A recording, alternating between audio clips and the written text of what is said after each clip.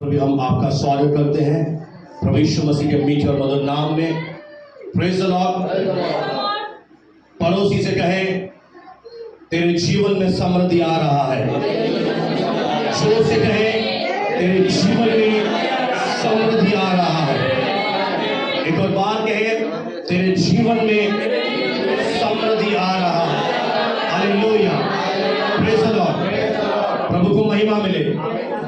मेरे प्रियो, आप जहां नौकरी करते हैं, जहां पे आप बिजनेस करते हैं, जिन बैंक में आपका अकाउंट है, जिस मार्केट में आपका आना जाना है, परमेश्वर का वचन कहता है कि वह सब कुछ डेविल के हाथ में है। क्योंकि पवित्र शास्त्र 2 कुरिन्थियों 4:4 में उसे संसार का हाकिम यानी ईश्वर घोषित करती है।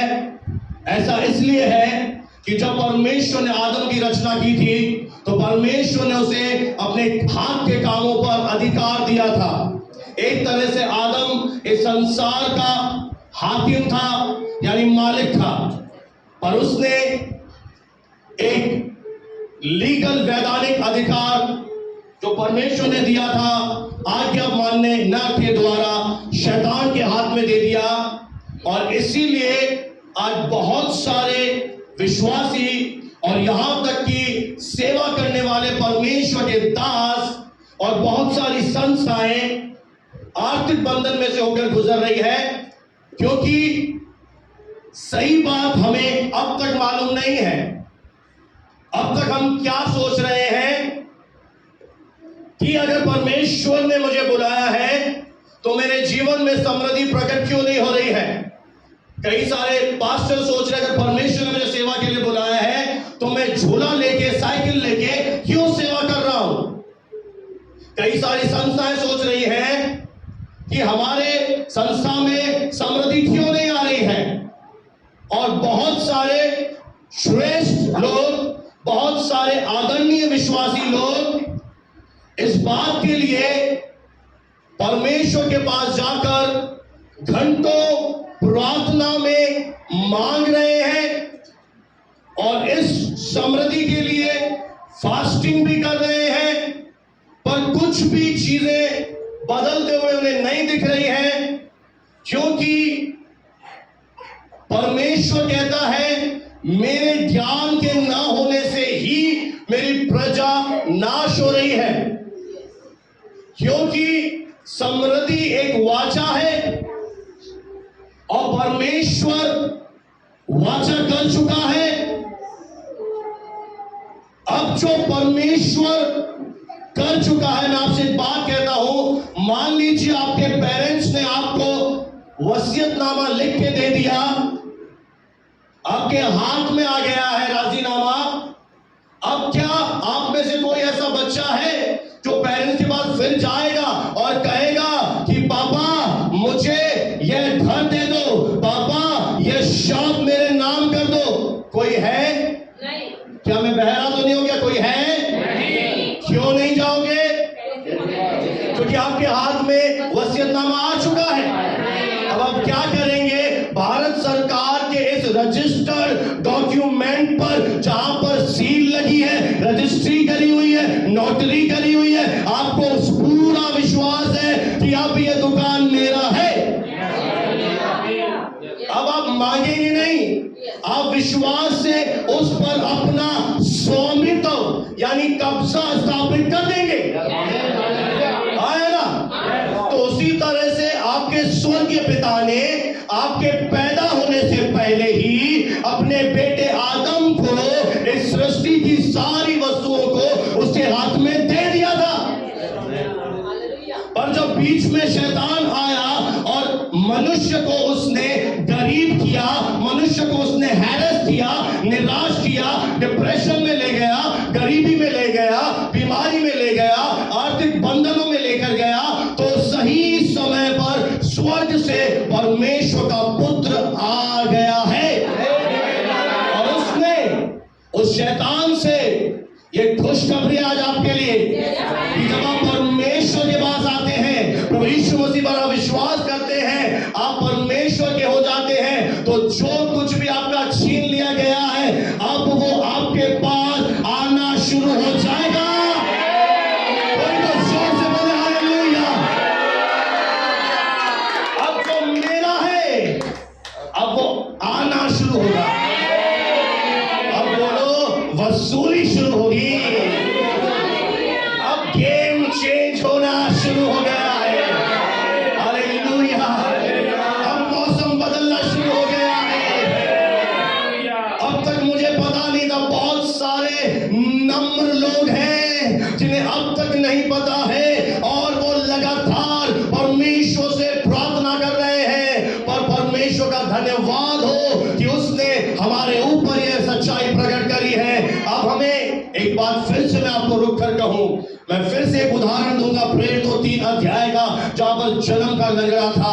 वहां पर जब वो जन्म से बीमार था तब पतरस और यूहन्ना जो मंदिर में प्रार्थना करने जा रहे थे, उन्होंने उसके टांगों पर हाथ रखकर प्रभु से ये नहीं बोला प्रभु यीशु पिता पवित्र आत्मा इसे चंगा कर। उसने मांगा नहीं, क्योंकि पतरस यूहन्ना प्रभु के दास जानते थे कि चंगाई मांगनी नहीं है, चंगाई विरासत है। हालेलुया। इसलिए उन्होंने मांगा नहीं कि प्रभु चंगा कर, उन्होंने बताया एक आदेश दिया कि यीशु के नाम से खड़ा हो जा। यानी समस्या के पीछे परमेश्वर का आदमी शैतान है, यानी लंगड़ापन शैतान लाया है। तो आपको परमेश्वर से बोलना ही नहीं है। आपके पास क्या है? आपको याद होगा निर्गमन 14 में कि जब परमेश्वर गुलामी से लोगों को बाहर ला रहा था, तो पता है उस समय क्या हो गया था? उस समय एक अद्भुत काम हो गया था कि वे जो प्रजा के लोग थे, उनके जीवन में जिनके अंदर वचन की कमी थी, जिनके अंदर प्रार्थना का जीवन नहीं था, उन्होंने जब लाल सागर को सामने देखा और पीछे जब मुड़ के देखा तो देखा कि शत्रु हमें मारने के लिए आ रहे हैं। तो उन्होंने पता है क्या कर दिया? परमेश्वर के दास को प्रेशर में डाल दिया, पैनिक में डाल दिया कि तू हमें मरने के लिए लेकर आया है क्या? आगे लाल सागर है, पीछे फिरौन की सेना है। और मूसा भी उनकी बातों में आ गया और मूसा ने गलती करी। मूसा परमेश्वर के पास जाकर बोलने लगा कि परमेश्वर की दुहाई देने लगा। एक इंग्लिश वर्जन में लिखा है मूसा रोने लगा, मूसा बिलखने लगा, मूसा प्रार्थना करने लगा। तब वहां से एक आवाज आई, परमेश्वर ने उसे याद दिलाया कि हे मूसा तेरे हाथ में क्या है? वो बोला प्रभु लाठी है। Praise the Lord. कई बार पता है आपके हाथ में बीज होता है पर आपको दिखाई नहीं देता है। एक सारपत की विधवा थी, जब परमेश्वर ने एलिया को वहां भेजा तो उसने कहा कि मेरे पास मुट्ठी भर रोटी है, थोड़ा सा मैदा है, तेल है और ये खाएंगे हम खत्म हो जाएंगे, हम मर जाएंगे। पर पता है वहीं पर सीन चेंज हो गया। कई बार आपको लगता है कि मेरे पास बीज ही नहीं है, मेरे पास तो देने के लिए कुछ भी नहीं है, मैं कैसे समृद्धशाली बनूंगा, मैं कैसे प्रभु में आशीष पाऊंगा। पर एलिया ने जाकर उस बहन को याद दिलाया कि ये जो थोड़ी रोटी है बहन, ये जो थोड़ा तेल और मैदा है, यही तेरा बीज है, इसे अपने बीज में बदल दे। हालेलुया। अगर तू ये रोटी और तेल खा जाएगी तो तू समाप्त हो जाएगी, पर अगर तूने इसे परमेश्वर के राज्य के लिए बो दिया तो तेरा भविष्य हमेशा के लिए सुरक्षित हो जाएगा। Praise the Lord. उसे नहीं दिख रहा था ये बीज है, पर प्रभु का दास आपके पास आता है, आपको बताता है ये तेरा बीज है। अब सोचिए अगर वो खा जाती, अगर वो रोटी बना के खा जाती तो दोनों मर जाते। पर एलिया ने क्या याद दिलाया? इसे बीज में बदल दे। इसे जब तू बीज में बदल देगी, बो देगी, तो वो बीज क्या हो जाएगा? जो बढ़ेगा और तुझे पुरात्मक वृद्धि में ले जाएगा। Praise the lord. हालेलुया। प्रभु को महिमा मिले। इसलिए ये मत कहना प्रभु मेरे पास कुछ नहीं है। प्रभु याद दिलाता है तेरे पास लाठी है, तेरे पास रोटी है, तेरे पास मेरा ये वचन है। Praise the Lord. और जब तू उसे उठाकर खड़ा हो जाएगा, तेरे आगे लाल सागर भी पार हो जाएगा, तेरे आगे यरीहो की दीवारें भी गिर जाएंगी, तेरे आगे हर एक बंधन तोड़कर गिरकर खत्म हो जाएगा, क्योंकि तू मेरा कहलाता है। हालेलुया। आपने कितने लोगों ने टाइट का ऐड देखा है? और ये कौन सी बातें कर, ध्यान से समझो मैं क्या कह रहा हूं। उसमें पता है क्या करते हैं, मेरे पास तो टीवी नहीं है और देखा है, यू शट, यू धाग होते हैं और मम्मी बोलती है शट, यू बिल्कुल। ऐसा कुछ आपके जीवन में भी होने वाला है। ये बात वचन में लिखिए, मैंने तो आज तक सालों हो गए पढ़ी नहीं। हाँ, जो मैं शेयर करने वाला हूं ये इसी में लिखा है। अगर आप इसे समझ गए तो मैं नहीं सोचता कि आपको कौन रोक पाएगा। कोई दुनिया की ताकत हमें समृद्धि में चलने से नहीं रोक पाएगा। तैयार है? प्रेज़ द लॉर्ड, प्रभु को महिमा मिले। नीति वचन 13 अध्याय और 22वीं आयत। नीति वचन 13 अध्याय और 22वां वचन हम सबसे पहले आज पढ़ेंगे। भला मनुष्य अपने नाती पोतों के लिए संपत्ति छोड़ जाता है। आगे, परंतु पापी की संपत्ति, ध्यान से सुनना, परंतु पापी की संपत्ति, दुष्ट की संपत्ति धर्मी के लिए रखी जाती है। हालेलुया। कई लोग तो बाइबल ही नहीं खोल रहे तो समझ ही नहीं पाए। थोड़ा प्रैक्टिस करें खोलने की। घर पर पेज नंबर 781। वचन क्या एक भेद प्रकट कर रहा है, ध्यान से सुने। सुलेमान बादशाह ने लिखा है नीति वचन, जो सबसे ज्यादा बुद्धिमान था, कि दुष्ट की संपत्ति, पापी का धन पापी के काम नहीं आता। पापी अपना धन किसके लिए छोड़कर जाएगा? एक धर्मी राइचियस पर्सन के लिए वो छोड़कर जाएगा। हालेलुया। जब हमने प्रभु यीशु मसीह पर विश्वास किया, हम विश्वास से धर्मी ठहरे। यानी एक तरह से हमारे लिए परमेश्वर वो उनका धन हमारे लिए वो छोड़कर जाएगा। Praise the lord, hallelujah.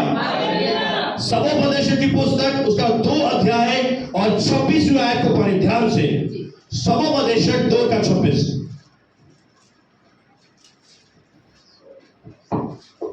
दो अध्याय और 26वां वचन। जो मनुष्य परमेश्वर की पढ़े भाई।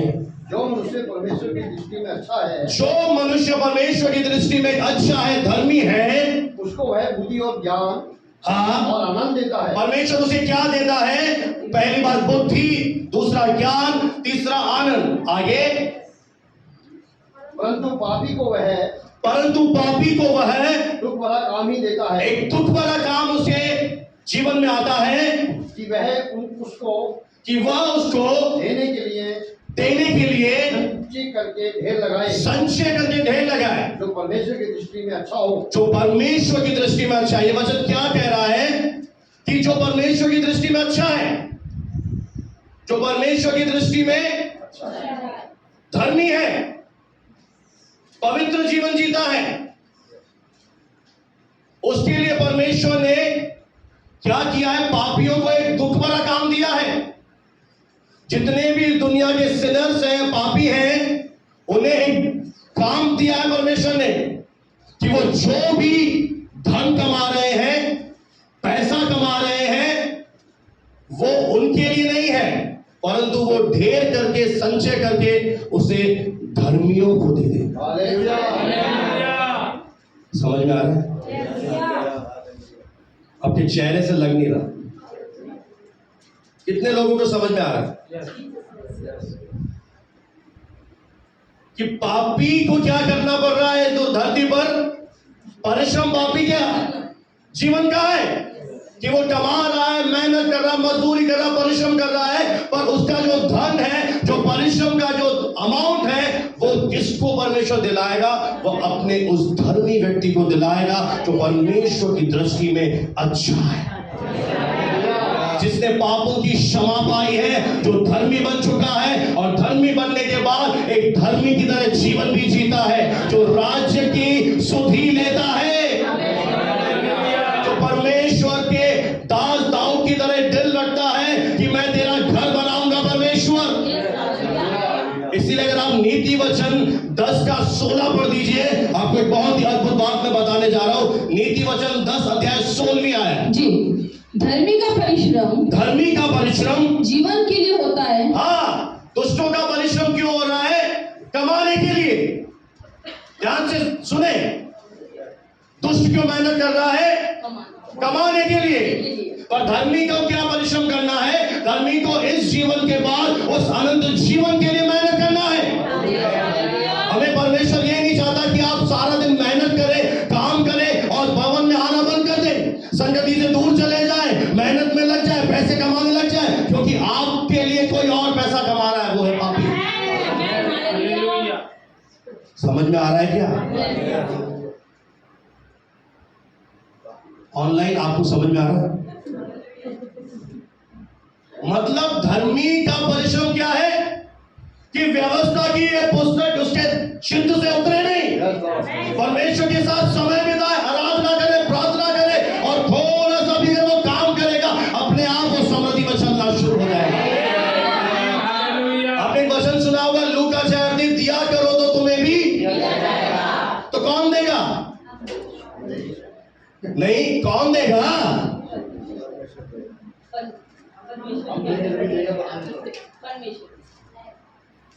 फिर बोलो, दिया करो तो तुम्हें भी दिया। यानी अगर मैं राज्य के लिए बीज बो रहा हूं, परमेश्वर के भवन की स्तुति ले रहा हूं, तो परमेश्वर मुझे नहीं देगा, पर परमेश्वर लोगों के अंदर एक प्रेरणा पैदा कर देगा।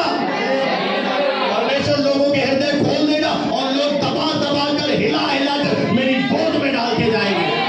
और कौन? दुष्ट, अधर्मी लोग, क्योंकि वो मन नहीं फिरा रहे ना। प्रभु ने काम दे दिया, बेटा तू कमा, विकास नहीं काटेगा। बाइबल में लिखा है कि मैं तुझे अंधकार में छुपा हुआ, गुप्त स्थानों में करा हुआ धन दूंगा। बता, परमेश्वर किसे देगा दुष्टों का धन? जो परमेश्वर के सुसमाचार के लिए खड़ा हो जाएगा। ये समृद्धि एक मकसद के साथ आती है। ये समृद्धि का ये मतलब नहीं है कि आप एक कार ले लीजिए, घर ले लीजिए, कपड़े ले लीजिए, ज्वेलरी ले लीजिए। नहीं, इस समृद्धि का एक मिशन है कि आप उस समृद्धि से परमेश्वर के राज्य के लिए देना शुरू कर देंगे। और आपके पास ना केवल एक होगा, पर बहुत आयत से होगा। Praise the Lord. क्योंकि परमेश्वर आपको थोड़ा सा नहीं दिलाएगा। थोड़ा सा एक वचन पढ़ दीजिए, 2 कुरिन्थियों 9 अध्याय और 8वीं आयत, बहुत ही सुंदर आयत है जी। 2 कुरिन्थियों,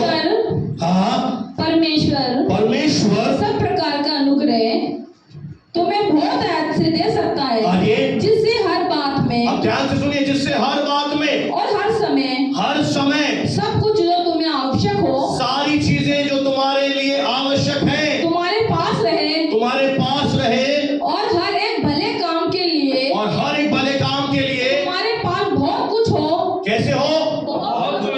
कितना हो? बहुत कुछ हो। परमेश्वर नहीं चाहता कि आप गुलामी में जीवन जिए। परमेश्वर नहीं चाहता कि परमेश्वर की संतान एक टूटा हुआ, एक हारा हुआ, एक निराश जीवन जिए। और नीति वचन में लिखा है कि अगर कोई व्यक्ति गरीब है और उसके पास बहुत सी बुद्धि भी है, तो भी कोई उसकी नहीं सुनेगा। क्योंकि लोग स्टेटस देखते हैं। धनवान लोग आपका स्टेटस देखेंगे। आप कितने भी अच्छे वचन बताइए, कितना भी जीसस का प्रचार कीजिए, वो उस प्रचार को सुनने से पहले आपके कपड़े देखेंगे, आपकी गाड़ी चेक करेंगे, आपका घर इधर उधर सब जगह देखेंगे कि ये जो वचन सुना रहा है, पहले ये समृद्ध है कि नहीं। क्योंकि गरीबों के वचन कोई नहीं सुनता, उनको हकीर समझता है, तू कौन है। और अगर एक धनवान व्यक्ति हो, एक सफल व्यक्ति हो, वो अगर एक छोटी सी भी बात बोल देना, लोग कहेंगे वाह वाह वाह, क्या बात बताइए, हो ऐसी बात तो सुनी ही नहीं। मतलब छोटी सी बात बताए, दम भी ना हो बात में। और अगर वो हाई फाई है, कोई बड़ा प्रभु कथा से, ओ पास्टर जी आपने तो शो बात बताई, मैंने बहुत आशीष पाई, आज तो बताया ही नहीं। वो बेचारा लोकल पास्टर देख रहा है ऐसे। क्यों? क्योंकि हम क्या देख रहे हैं? स्टेटस। पता है इस दुनिया में भेदभाव होता है। तू ऊंची जाति का, मैं नीची जाति, मेरे साथ भी भेदभाव हो रहा है। मैं हूं तो सिंधी जाति से, और मेरे साथ एक बैंकों में छोटी कलीसिया, छोटा पास्टर बोलते रहो जी। भेदभाव करते हैं लोग, स्टेटस देखते हैं, पद देखते हैं, और कौन सा तेरा पद है, इसलिए वो सुनना ही पसंद नहीं करते बात। पर जब वो देख लेते हैं कि ये सामने वाला एक ऊंचाई पर पहुंच चुका है, आप छोटी सी बात क्यों ना बोलो, बोले हाँ सर आप बहुत सही बोल रहे हैं। ये दुनिया की रीत है। इसलिए परमेश्वर का दिल है हमारे लिए कि हम परमेश्वर के बच्चे, हमारे पास बेस्ट होना चाहिए हर एक चीज। क्योंकि ये दुनिया ऐसे नहीं जानेगी कि आप प्रभु के हो, आपके जीवन में दिखना चाहिए। आप गए सुसमाचार प्रचार करने कि चंगे हो जाओ, प्रभु चंगाई देता है, वो पहले देखिए तू चंगी हुई क्या, तेरी दुकान चल रही है क्या, तो मेरी दुकान के लिए प्रार्थना करेगा। इसलिए जरूरी है, इसलिए परमेश्वर ने अब्राहम से वादा किया है, हम अब्राहम की प्रतिज्ञा के वंश है कि मैं ना केवल तुझे ब्लेस करूंगा पर तेरे द्वारा मैं लोगों को भी ब्लेसिंग दूंगा। धर्मी का परिश्रम क्या है? धर्मी का परिश्रम है कि वो घुटनों पर आकर परमेश्वर के वचन को पढ़ना शुरू करे। धर्मी का परिश्रम है अन्य भाषाओं में प्रार्थना करे। धर्मी का परिश्रम है हाथ उठाकर प्रभु को धन्यवाद दे। ये है परिश्रम। क्योंकि आपको, अब आप बोलेंगे कौन सी बात बोल रहे हो, फिर मैं पलंग पर सो जाऊं क्या? नहीं, मैं आपको ये नहीं सिखा रहा कि आप सुस्त होकर पड़ जाएं। अनुग्रह ये नहीं सिखाता, पर अनुग्रह ये सिखाता है कि आप और ज्यादा प्रभु के लिए दौड़ना शुरू करें।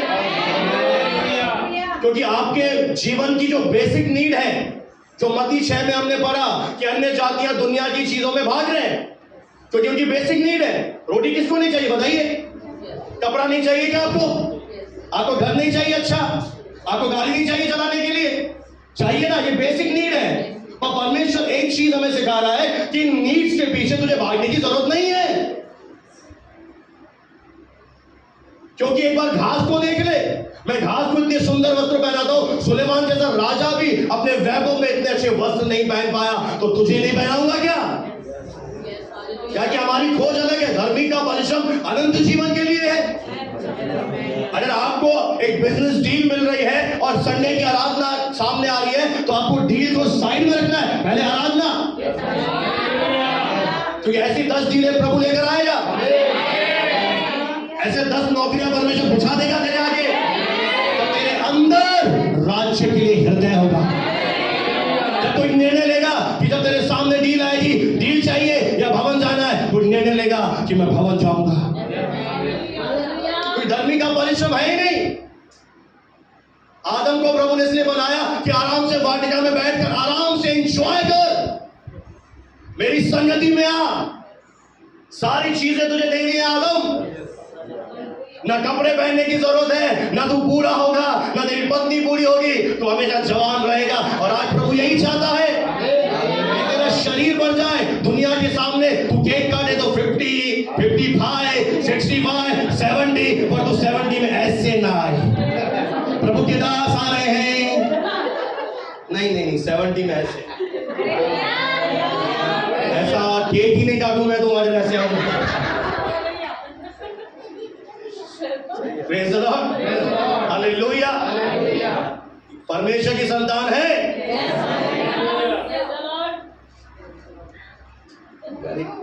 उदाहरण सही रहेगा नहीं रहेगा तो सोचो, दे दूं क्या?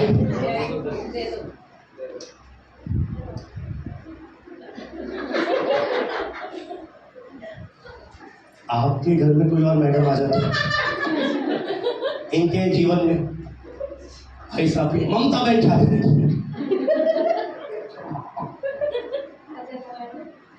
बेलन लेके पीछे पड़ जाए, सोंटा बेलन चक्कर एक मोई निकल। क्यों? इनके तुरंत निकालोगे या पहले एक नेस्काफे पिलाओगे? थोड़े से छोले टिक्की खा के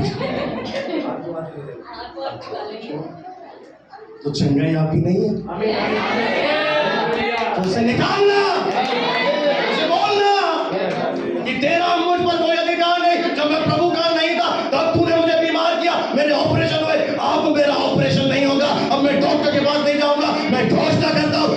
के कोड़े खाने से मैं हील हो चुका हूं। आपको यही एटीट्यूड दिखाना है जो सौत के प्रति दिखाते हैं। एक बहुत बड़े प्रभु के शहजाद थे स्मिथ विगelsworth, वो एक दिन बस पे जा रहे थे, एक लेडी थी और उनका एक पालतू सा किरण बहन की तरह एक होता है छोटा सा पप्पी था। तो वो पप्पी का देखना थोड़ा सा ऐसे, पूछ मेरी तो नहीं है, थोड़ा हिलाते हुए से आ रहा था।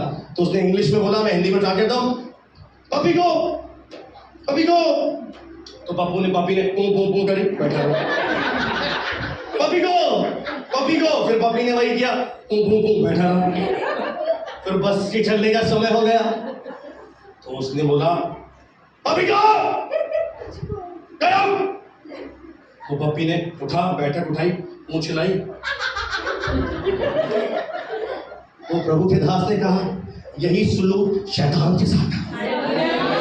तो बोले हालेलुया, यही सुलूक उस दुष्ट के साथ करो, निकाल बाहर, समृद्धि अब मेरी है। वाचा है। और मैं कह रहा, कलीसिया को गरीब नहीं बनाए, कलीसिया इस धरती की सबसे धनवान एक संस्था है। कलीसिया के द्वारा प्रभु चाहता है गरीबों के पेट भरो, विधवाओं की सुधि लो, अनाथों का न्याय चुकाओ। परमेश्वर का दिल है। इसलिए गरीबी एक श्राप है जिसे यीशु ने तोड़ दिया है। अब आपका एक ही रोल है, इन वचनों को उठाओ, इन पर मनन करो। और एक बात और बोल दूं, जब वो गधे की तरह ढैंचू करता हुआ आए तेरे मन के अंदर, फिर से तेरे अंदर शक आए, तो उसी समय आप उसे गेट आउट कर देना और बोलना, डेविल ये मेरा है। आपने कुछ ढीठ लोग देखे हैं, मैंने शहर में बहुत देखे, मन नहीं कराते। वो क्या करते हैं, बच्चे लड़ते हैं आपस में, कोई चीज ले ली, टॉपी नहीं दूंगा, नहीं। शैतान भी ऐसा ही है, वो भी ढीठ है, वो आसानी से आपको लेने नहीं देगा। और उसका मुंह एक ही बात से बंद होता है, वो है जीवित प्रभु का वचन। जब आप यीशु का नाम लोगे, वो आपसे दोबारा बहस नहीं करेगा, वो बोलेगा ठीक है। हालेलुया। पता है, एक दिन प्रभु यीशु मसीह ने चेलों से कहा कि जाओ, मैं एक पहलोटे का पर्व मना रहा हूं, पास ओवर फसह का पर्व, और मुझे गधी के बच्चे की जरूरत है। तुम जाओ और मालिक से कहना, वो दे देगा। जब चेले गए, गधी के बच्चे को खोला, तो मालिक ने पूछा, क्यों ले जाते हो आप? बोला, प्रभु को जरूरत है। तो बाइबल बताती है, मालिक चुप रहा। मालिक, इसका क्या मतलब है कि जब मेरे जीवन में कोई जरूरत होगी और मैं प्रभु से प्रेम करने वाला धर्मी जन हूं, तो परमेश्वर उनके मन को ऐसा बदल देगा कि वो कुछ भी नहीं बोलेंगे, अपने आप दे देंगे। कोई बहस नहीं होगी, कोई आपको लोन लेना नहीं पड़ेगा, कोई कर्ज लेना नहीं पड़ेगा, कोई ऐसा उसको प्रेशर नहीं देना पड़ेगा, दे दीजिए जी, ओ थोड़े दिन के लिए जरूरत है। नहीं नहीं नहीं, अब मांगने वाले दिन खत्म हो गए जी। अब वो दिन आगे हैं कि हम देने वाले बन गए हैं। Hallelujah, praise the Lord. वो बहस नहीं करेगा प्रभु यीशु मसीह के नाम पर। जब आप बोलोगे यीशु के नाम से चला जा, उसे मालूम है जाना ही है, नहीं जा रहा, फिर से बोलो, तीसरी बार बोलो, वो सुनेगा आपके वचन, आपकी आवाज सुनेगा और वो भाग जाएगा। Hallelujah, praise the Lord. अब मैं आपको एक उदाहरण देने वाला हूं, ध्यान से सुनिएगा। निर्गमन की पुस्तक 12 अध्याय और 35 और 36 में आए, ध्यान से सुनिए। निर्गमन 12 अध्याय और 35 और 36वां वचन। 35 और 36 जी, सॉरी। इस्राएलियों ने मूसा के कहने के अनुसार मिस्रियों से सोने चांदी के गहने और वस्त्र मांग लिए। क्या कर रहे हैं इस्राएली? आप यहीं पर है, मेरे साथ है। मूसा के कहने, दुष्टों का धन किसका है जी? अभी लोगों को शक उड़ा, हाथ नहीं उठा, मेरा तो है। तो तो बाइबल के प्रतिज्ञाओं पर बहुत जल्दी लोग विश्वास कर ही नहीं सकते, बहुत बड़ी है। कई लोगों को डाउट होता है उसका दिन मेरा कैसे वो ऐसा कैसे हो, नहीं नहीं ये तो नहीं हो सकता, नहीं नहीं नहीं ये तो नहीं है, तो तू फिर बैठा ही रहे। विरासत तेरे हाथ में है, आमीन। इसे लेकर तू घर पे ही सो जा। मूसा ने इनसे कहा था, क्योंकि परमेश्वर ने कहा था 3 अध्याय में कि मिस्रियों के पास जा और उनसे क्या कहना है, पढ़ो जी। इस्राएलियों ने मूसा के कहने के अनुसार मिस्रियों से सोने चांदी के गहने और वस्त्र मांग लिए और यहोवा परमेश्वर ने मिस्रियों को अपनी प्रजा के लोगों पर ऐसा दयालु किया कि क्या किया वहां पर परमेश्वर ने, दयालु किया, मिस्रियों को इजराइलियों के प्रति ऐसी दया भर दी, ऐसी करुणा भर दी कि उन्होंने बिना कुछ कहे कि उन्होंने जो मांगा था वह सब उनको दिया, बस सब उन्हें दे दिया। हालेलुया। इस उदाहरण से यह स्पष्ट हो जाता है कि जो मनुष्य प्रभु की दृष्टि में अच्छा है उसे परमेश्वर कोई भली वस्तु रख नहीं छोड़े। इस दुनिया में ऐसी कोई वस्तु नहीं होगी जो परमेश्वर आपसे महरूम कर दे। जब तक आप जीवित हैं परमेश्वर की तरह आज्ञा मानते, लिखा है कि यदि तुम आज्ञाकारी होकर मेरी मानो, यानी दिल से मेरी आज्ञा का पालन करो, किसी के प्रेशराइज करने पर नहीं, दिल से मेरे भवन के लिए लेकर आओ, जो जो मेरे वचन में लिखा है उनका सच्चाई से अनुकरण करो, तो इस देश के उत्तम उत्तम पदार्थ मैं तुम्हें खिलाऊंगा, ये वादा है। यदि तुम आज्ञाकारी होकर मेरी बात मानो तो सही। मेरे प्रियो, बात मानने पर बहुत आशीष आती है। अगर परमेश्वर आपके अंदर कुछ इच्छा डाल रहा है कि तू भवन के लिए कुछ कर, किसी को जाके सुसमाचार सुना, जा भवन में जाकर मेरा दास झाड़ू लगा रहा है, तू जा उससे झाड़ू ले, तू जाके झाड़ू लगा, जो भी आपको आज्ञा आ रही है तुरंत मानो। अगर आपने आज्ञा मानने में कोताही करी वो आपकी ब्लेसिंग रह जाएगी। फिर जैसे ही आपको कोई आत्मा कुछ बोल रहा है कि जा भवन में जाके सफाई कर, तुरंत आपको गाय उठानी और आना है। आत्मा बोल रहा है कुछ बीज बोने के लिए, भवन के लिए, तुरंत मानना है। ये हमारे साथ हो चुका है। मेरी पत्नी के अंदर परमेश्वर की आत्मा ने इसे एक प्रेरणा दी कि इसके हाथ में अंगूठी थी, बोला कि ये भवन जब बन रहा है इसमें क्या दे दे। इसने बोला प्रभु हो सकता है बोल रहा नहीं, बोला मुझे क्या पता। फिर से एक आवाज आई, इसे उठा, इसे प्रभु के दास के हाथ में दे के ऐसे बो किया और इसने आत्मा की आवाज सुनी और उतार कर भवन के लिए बो दी। आज्ञा मानने वाले के जीवन में परमेश्वर उत्तम उत्तम पदार्थ उसे खिलाता है। अगर प्रभु आपके जीवन से कुछ करवाना चाहता है, उसका ये मकसद नहीं है कि वो आपसे कुछ ले ले, पर वो आपको ब्लेसिंग देना चाहता है, इसीलिए आपसे कुछ करवा रहा है।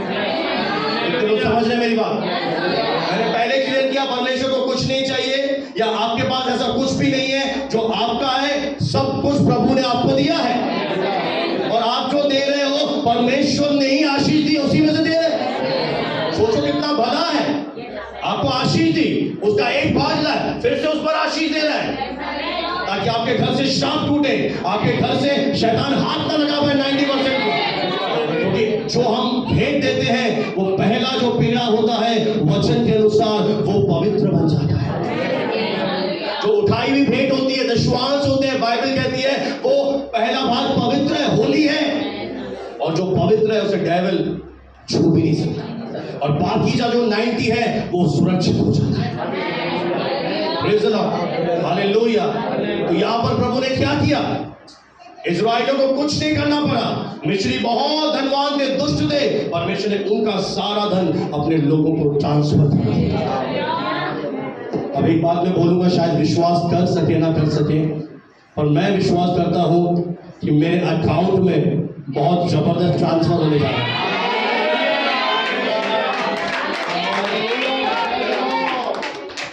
मेरे अकाउंट में एक जबरदस्त वेल्थ मनी ट्रांसफर होगा। Hallelujah, praise the Lord. क्योंकि मैं कौन हूं? मैं प्रभु का धर्मी हूं।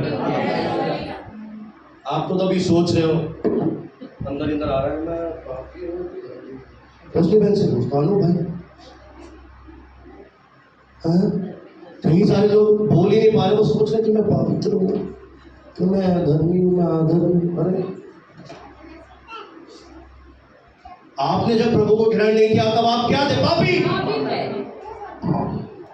जब आपने ग्रहण किया आप धर्मी बन गए। हालेलुया। और जो धर्मी बन गया वो दुष्टों का धन धर्मियों का है। अगर मेरा दिल राज्य में लगा हुआ है तो परमेश्वर मेरे लिए सब कुछ पूरा करेगा। परमेश्वर मुझे इफरात से देगा, बहुतायत से देगा, ताकि मेरे पास भी बहुत कुछ हो। और दूसरी बात, मेरे द्वारा बहुत से अनाथों की सुधि ली जाए, समाज सेवा की जाए, सुसमाचार के लिए मेरे द्वारा बोया जाए, ताकि इस राजस्थान में बहुत सारे भवन तैयार हो जाए। कैसे भवन तैयार हो जाएगा? जमीन मिल जाएगी? नहीं, उनके लिए क्या चाहिए? धन। तो कैसे आएगा? जब मेरा मन राज्य में लगा हुआ, जब तेरा परिश्रम पैसे के लिए नहीं होगा, तो धन कमाने के लिए नहीं जाएगा, तो अगर नौकरी भी करेगा तो तुझे मालूम होगा इस नौकरी से मेरे लिए एक बीज मिलने वाला है। 1 तारीख को एक बीज आएगा और वो बीज में खुदा के भवन में बो दूंगा, और उस बीज के द्वारा मैं अद्भुत रीति से ब्लेस्ड बन जाऊंगा। Hallelujah, praise the Lord. तो सच बताऊं, धर्मी के लिए प्रभु ने परिश्रम रखा ही नहीं है, सब कुछ यीशु मसीह ने पूरा कर दिया है। अब ये प्रतिज्ञा है, ये वाचा हमारी है। एक और सरप्राइज लेने के लिए तैयार है क्या? चौंकने के लिए कुछ आए तो बता दूं क्या पहले? Praise the Lord. यहां तक आपको क्लियर है कि आपका परिश्रम किसके लिए होगा? जीवन के लिए। Praise the Lord. भजन 37 का 25 और 26। भजन संहिता 37 अध्याय 25वां और 26वां वचन। जी। मैं लड़कपन से, मैंने लड़कपन से यानी बचपन से लेकर बुढ़ापे तक देखा। अब देखिए, इसका एक अनुभव है कि मैं बचपन से लेकर बूढ़ा हो गया। एक बात मैंने धरती पर देखी है पर्दीजी बहन जी, परंतु ना तो कभी धर्मी को त्यागा हुआ, हाँ, और ना उसके वश को टुकड़े मांगते देखा हुआ है। हालेलुया। अब मेरे साथ ढूंढ ही रहे हैं बाइबल में। मेरी आपसे एक अपील है, थोड़ा बंद कर दीजिए, आप घर पे प्रैक्टिस करें। तो बहुत लोगों के खुल ही नहीं रहा वचन। Page number 6। आप वचन नहीं सुन पा रहे जो मैं समझाना चाह रहा हूं। ये कह रहा है मैंने बचपन से लेकर बुढ़ापा आ गया है, पर मैंने आज तक ऐसा कोई धर्मी नहीं देखा जिसको त्याग दिया हो किसी ने, या उसके वंश ने भीख मांगी हो। यानी धर्मी कभी भी त्यागा हुआ नहीं है, धर्मी को प्रभु ने स्वीकार किया है, और जिसे प्रभु ने स्वीकार किया है उसे दुनिया को स्वीकार करना पड़ेगा। अगर मुझे प्रभु ने यहाँ के लिए भेजा है तो इस शहर के लोगों को मुझे एक्सेप्ट करना पड़ेगा, क्योंकि उनको मेरे द्वारा ही ब्लेसिंग मिलेगी। और कभी धर्मी का वंश, बाइबल कहती है, टुकड़े नहीं मांगता। ये प्रॉमिस आपके लिए है। अगर आप मानते हैं कि मैं प्रभु में धर्मी हूं, मैं धर्मी का वंश हूं, तो मुझे कभी भी टुकड़े मांगने की जरूरत नहीं है। मेरी जरूरत है परमेश्वर अपने आप से पूरा करेगा। ये मैं नहीं वचन कह रहा, लिखा है। कि कौन कह रहा? दाऊद बादशाह। कभी मैंने नहीं देखा कि धर्मी को मांगते हुए धर्मी क्या करता है। धर्मी अनुग्रह करते हुए ऋण देता है, कर्ज देता है, लेता नहीं। 34 का 10 भी पढ़ दीजिए। भजन संहिता 34। हाँ, जवान सिंहों को तो घटी होती है, जवान शेरों को तो घटी होती है, घटी हो जाएगी, और वे भूखे भी रह जाते हैं, और हो सकता है वे भूखे भी रह जाए। परंतु यहोवा परमेश्वर के खोजियों को, यानी किसके खोजियों को? परमेश्वर के राज्य के खोजियों को किसी भली वस्तु की घटी ना होगी। क्या कह रहा है वचन? किसी भली वस्तु की घटी ना राज्य होगी। की खोज करेगा, उसके जीवन में कोई भली वस्तु, कोई अच्छी वस्तु की परमेश्वर कमी होने नहीं देगा। उसकी जरूरतें अपने आप से पूरी होंगी। न केवल एक आएगा, बहुतायत से आएगा, ताकि मेरे पास भी हो, मैं देने वाला भी बनूं। हालेलुया। आप सहमत है मेरे साथ? Praise the Lord. दुष्टों का धन धर्मियों के लिए है। अगर आप प्रभु की नजरों में अच्छे हैं, आप प्रभु के धर्मी जन हैं, परमेश्वर के राज्य में जीवन जी रहे हैं, प्रभु के लिए जी रहे हैं, परमेश्वर अपने आप दुष्टों के मन को बदलेगा और वो आएंगे। एक बहुत बड़ी गवाही मैं आपको शेयर करूं। एक बहुत बड़े प्रभु के दास थे डॉन गॉजेट, और उन्होंने परमेश्वर से कुछ मांगा, प्रार्थना किया, उनकी कुछ जरूरत थी। परमेश्वर ने बहुत दूर एक व्यक्ति के मन को खोला और उन्होंने एक मोटा एनवलप बनाया और उस बंदे के एड्रेस पर, यहाँ पर सबसे बड़ी खूबी ये है कि वो जो बंदा था उनसे कभी मिला नहीं, देखा नहीं कौन सा है डॉन, कौन सा है ये, कुछ नहीं पता, एड्रेस भी नहीं पता कहाँ रहता है। और परमेश्वर ने उस दुष्ट को, उस अमीर व्यक्ति को, उस दास का नाम बताया, एड्रेस बताया और उसने बहुत सारा अमाउंट लिख के, क्या कहते हैं, मनी ट्रांसफर कर दिया और उनके घर पर वो पैसा उनके हाथ में आया। उन्होंने विश्वास कर नहीं पा रहे। जिंदगी में खेती फावड़ा चलाना चला तो यहाँ पे बहुत जरूरत है। मुझे क्या, मैं तो आराम से खाऊंगा, क्योंकि जब आपने दिया तो आपने अपना काम कर दिया। हेलो, आपने राज्य के लिए बीज बोया, आपने परमेश्वर से प्रेम किया, आपने कर दिया। अब परमेश्वर का आत्मा लोगों को प्रेरणा देगा, वो अपने आप तुझे देकर जाएंगे। इसका जीवित उदाहरण है प्रेरित पतरस का जीवन। जब परमेश्वर ने कहा कि ये नाव और मछलियां छोड़, तो वो प्रभु के पीछे बोले हाँ है ना, नाव या मछली इतनी बड़ी कीमती नहीं है, पर उसने परमेश्वर की बात मानी, बोला इनको छोड़ दे, बिजनेस छोड़, मेरे लिए आजा, मेरा सेवा कर। और आप जानते हैं प्रेरितों के काम में लिखा है, जब परमेश्वर ने उसे प्रेरिताई दे दी, उसके प्रचार से 3000 लोगों ने उद्धार पाया, बीमार चंगे होने लगे। तो पता है हर व्यक्ति, हर परिवार उसके चरणों में पैसे डाल दिया,